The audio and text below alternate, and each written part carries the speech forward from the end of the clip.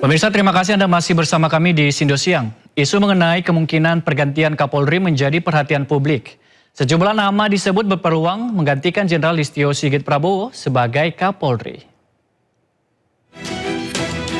Ya pemirsa, ada dua nama yang disebut sebagai calon kuat pengganti Jenderal Listio Sigit Prabowo. Yang pertama Irjen Pol Karyoto yang saat ini menjabat sebagai Kepala Badan Pemelihara Keamanan Kabar Hakam Polri. Sebelumnya Irjen Karyoto juga sempat menjabat sebagai Kapolda Metro Jaya pada 2023 hingga 2025. Irjen Karyoto juga pernah menjabat sebagai Deputi Penindakan dan Eksekusi KPK pada 2020. Yang kedua ada nama Irjen Pol Rudi Darmoko yang saat ini menjabat sebagai Kapolda NTT.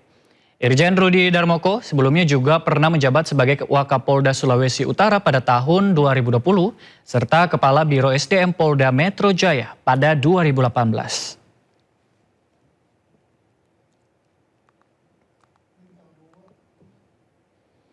Kita beralih ke informasi mancanegara pemirsa. Krisis imigrasi kembali mengguncang Eropa saat pemerintah Spanyol membuka pintu bagi imigran ilegal dari Afrika Utara.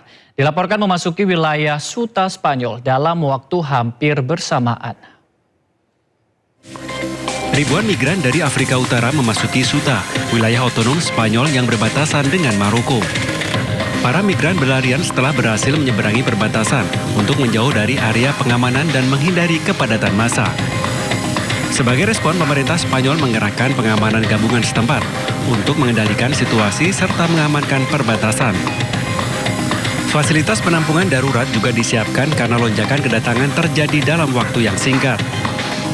Belakangan ini pemerintah Spanyol merespon aturan imigrasi, namun kebijakan tersebut bukan amnesti otomatis bagi seluruh imigran ilegal. Krisis imigran ilegal kali ini menjadi ujian serius bagi Spanyol dalam penanganan kemanusiaan terhadap para imigran yang mencari kehidupan lebih baik. Gempa kuat yang menghantam prefektur Kumamoto memicu runtuhnya cerobong pabrik. Tim penyelamat masih berjuang menyisir reruntuhan demi mencari korban yang diduga masih terjebak.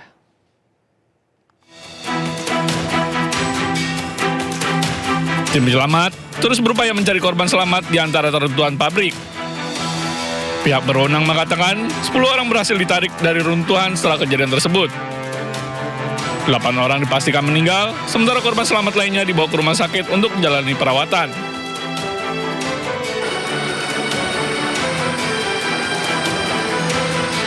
Gempa bumi kuat mengguncang prefektur Kumamoto. Di kota Yatsuhiro, cerobong asap raksasa milik pabrik Nippon Paper Industries roboh dan menimbun para pekerja.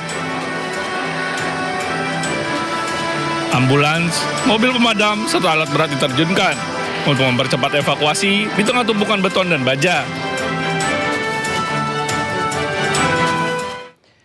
Pasukan Amerika Serikat meluncurkan serangan militer ke sejumlah wilayah strategis Iran termasuk Pulau Sam.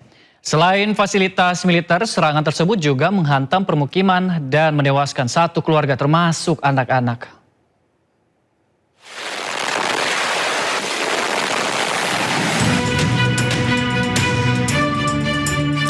Setelah hampir seminggu berhenti, pasukan militer Amerika Serikat kembali melanjutkan serangan terhadap Iran.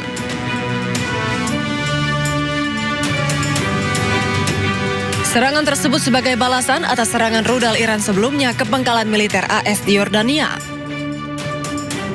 Komando Pusat AS atau CENTCOM mengklaim bahwa selama lebih dari 20 jam pasukan AS menghantam puluhan fasilitas IRGC atau Korps Garda Revolusi Iran. Mereka menargetkan fasilitas rudal dan drone hingga lokasi pengintaian serta pertahanan di wilayah pesisir.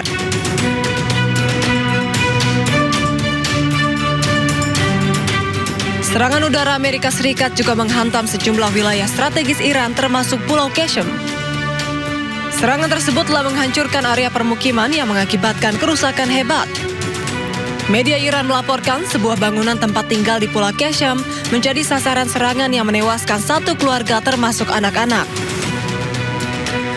Hingga kini evakuasi pasca serangan masih terus dilakukan. Tim evakuasi terus berupaya mencari korban serangan AS di antara puing-puing reruntuhan. Sementara media Iran mencatat, sedikitnya 3 orang tewas dan 2 orang luka-luka akibat serangan militer Amerika Serikat.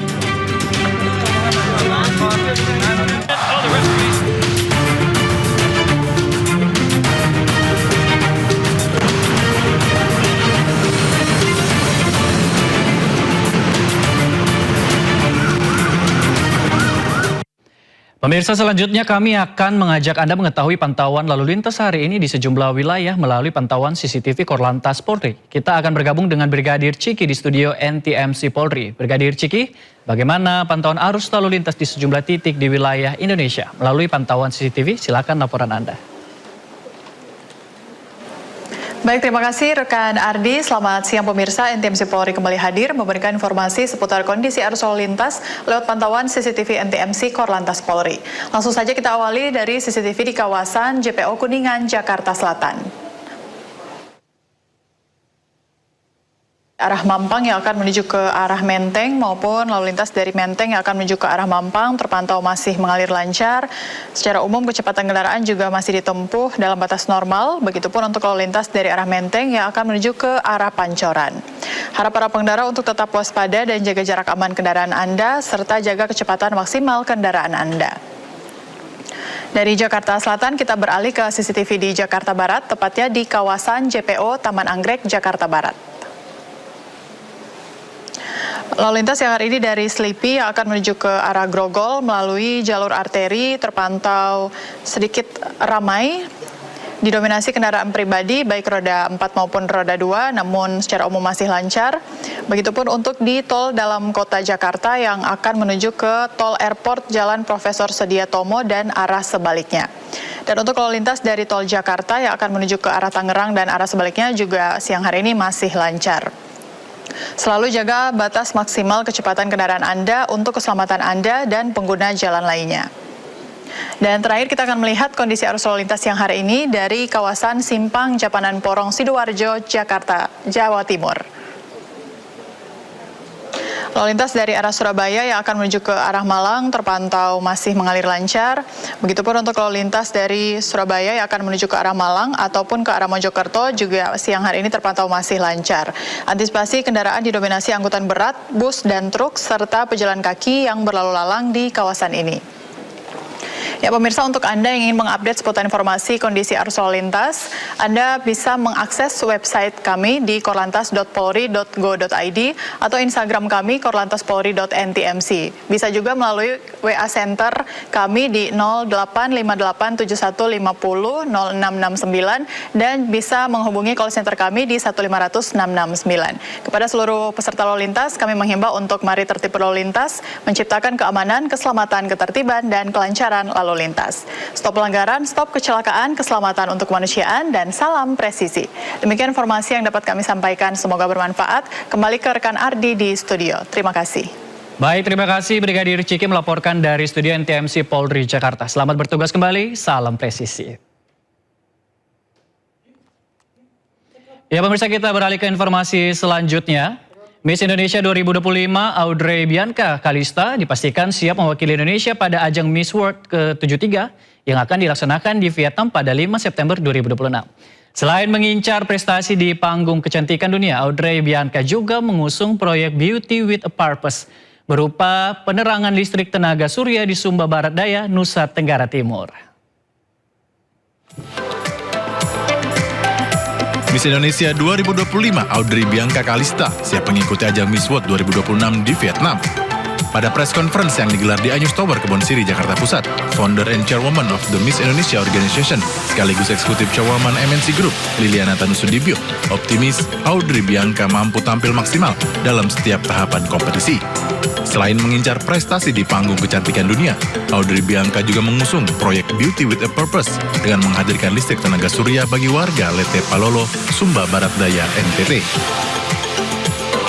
Peluangnya tentunya dari Beauty with a Purpose tentunya itu satu target yang mana selalu Miss Indonesia targetkan untuk fast track yang ada di Miss World ya, di mana Fast Track itu merupakan the heart of Miss World yang juga the heart of Miss Indonesia. I think one of the biggest preparations itu adalah persiapan Beauty with a Purpose, karena we want to make sure that the projects that we are doing itu sustainable and actually beneficial to the community that we are helping. Selain persiapan mental, penampilan fisik dan kesehatan Audrey juga menjadi fokus utama selama masa karantina hingga perform di panggung Miss World pada 5 September 2026 mendatang. VIP Skin Center, beliau sudah ditreatment oleh Dr. Nadia selaku dokter pendamping untuk melakukan beberapa tindakan perawatan mulai dari perawatan rambut, perawatan muka, dan juga perawatan tubuh untuk menunjang Audrey berangkat ke Vietnam. Jadi kita hanya memaksimalkan, jadi secara postur tubuh biar terlihat lebih bagus gitu, karena kan juga ini akan ada modeling dan menari dan yang lainnya, itu juga sangat-sangat mendukung. Kita nggak cuma memperhatikan Audrey secara estetika atau looks-nya aja, tapi kita juga memperhatikan secara kesehatan tubuhnya. Dengan persiapan matang dari berbagai aspek, Yayasan Miss Indonesia dan masyarakat Indonesia berharap Audrey Bianca dapat menampilkan performa terbaiknya dan membawa pulang mahkota Miss World ke-73 ke tanah air. Dari Jakarta, Selena Yahya, Fir Fauzia, iNews melaporkan.